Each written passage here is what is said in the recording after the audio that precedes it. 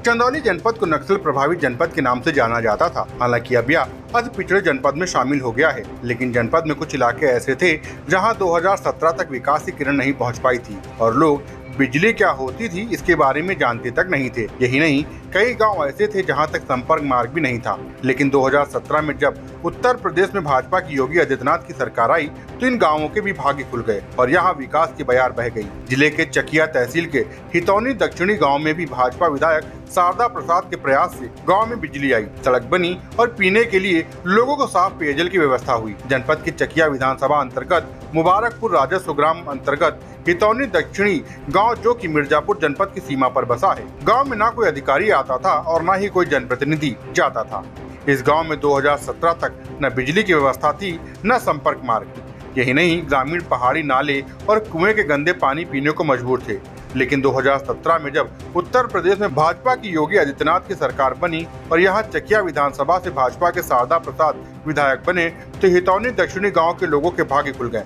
गांव में भाजपा विधायक शारदा प्रसाद के प्रयास से जहां सड़क बनी, वहीं पेयजल के लिए दर्जनों हैंडपंप लगे और गांव के लोगों को बिजली नसीब हुई।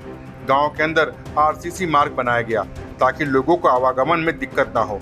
यहां के लोग गड़ई नदी के किनारे बसे हैं जो मछली पालन के साथ साथ पत्थर के सामान बनाकर अपने आजीविका चलाते हैं। बिजली नहीं थी तो लोग हाथों से हथौड़े और छेनी के माध्यम से पत्थर के सामान बनाकर बाजार में बेचते थे। लेकिन बिजली आने के बाद गांव में जहां रोशनी जगमगाई, वहीं पत्थर के सामान बनाने वाले लोगों की भी जीवन में बदलाव आया और उनकी आजीविका ठीक ठाक हो गई। गांव के लोगों ने बताया कि गांव में भाजपा विधायक शारदा प्रसाद और गांव के प्रधान प्रतिनिधि मुकेश साहनी के प्रयास से गांव में बिजली आई, सड़क बनी और लोगों को सुविधाएं मिली। यही नहीं, पेयजल की समस्या भी दूर हो गई। किस गांव में आपने क्या किया, तो पहले आप जान लीजिए कि इस गांव में आजादी के बाद से जब तक अभी भारतीय जनता पार्टी की सरकार बनी है, उसके पहले तक न यहाँ बिजली थी, न जल था, न यहाँ पर रोड था, न यहाँ कोई व्यवस्था दी गई थी। ये हमारे दोनों मुख्यमंत्री और प्रधानमंत्री की देन है कि ये सरकार बनते ही इस ग्राम सभा में रोड, सीसी रोड, पानी, बिजली और शिक्षा की अच्छा व्यवस्था कराया गया, जो आप देख भी रहे हैं। क्या क्या हुआ आपके द्वारा इस गाँव में?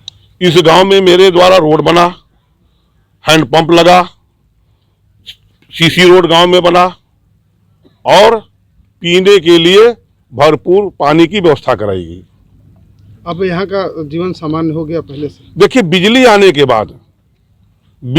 के बाद तो स्वाभाविक है, क्योंकि ये हमारा गांव और ये क्षेत्र जो है हमारा, ये पूरा मजदूर समाज का क्षेत्र है। तो बिजली आने से इनको रोजगार मिल गया।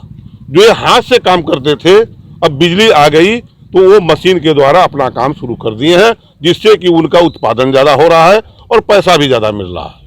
सुलभ हो गया जीवन? हाँ, सुलभ बहुत बढ़िया हो गया। पहले तो बहुत खराब था, लेकिन बिजली आ गई और हमारी सरकार की जो योजनाएं आ गई, उसका भरपूर इस ग्राम सभा में और अगल बगल जितने भी हमारे क्षेत्र है उसमें उसका जो है भरपूर लाभ लेने का लोगों ने काम किया।